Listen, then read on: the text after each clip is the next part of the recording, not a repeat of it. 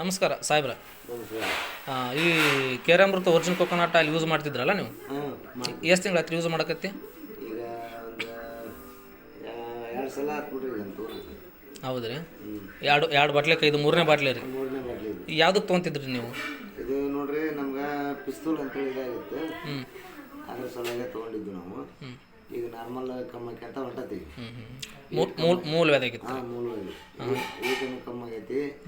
ಅಲ್ಲಿಂದ ಎಲ್ಲ ನಮ್ಗೆ ಮೈ ಕೈ ನೋವು ಕಮ್ಮಾಗೈತಿ.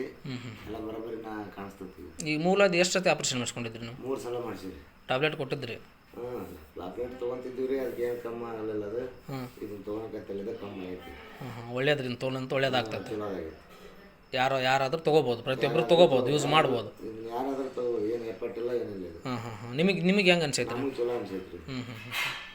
ಸರಿ, ನಮಗೆ ಚಲೋ ಅನ್ಸೈತೆ. ನಮಸ್ಕಾರ ಸ್ನೇಹಿತರೆ. ನಮ್ಮ ಸಾಹೇಬ್ರವರು 3 ತಿಂಗಳಿಂದ ಈಗ ಒರಿಜಿನಲ್ ಕೊಕೊನಟ್ ಆಯಿಲ್ ಯೂಸ್ ಮಾಡ್ತಾ ಇದ್ದಾರೆ. ಅವ್ರಿಗೆ ಮೂಲವಾದಿ ಇತ್ತು ಫಸ್ಟ್. ಮೂಲವಾದಿ ಸಲುವಾಗಿ ಕೊಟ್ಟಿದ್ದೆ. ಇವಾಗ 3ನೇ ಬಾಟ್ಲಿ ಅವ್ರು ಯೂಸ್ ಮಾಡ್ತಾ ಇರೋದು. ಮೂಲವಾದಿ ಕಡಿಮೆ ಆಗಿದೆ ಅಂತ ಹೇಳ್ತಾ ಇದ್ದಾರೆ. ಪ್ರತಿಯೊಬ್ಬರು ಮೂಲವಾದಿಗೆ 3 ಸತಿ 2 ಸತಿ ಆಪ್ರೇಷನ್ ಆದರೂ ಕೂಡ ಪ್ರತಿಯೊಬ್ಬರು ಯೂಸ್ ಮಾಡ್ಬೋದು. Thank you Guru sir. ನಮಸ್ಕಾರ.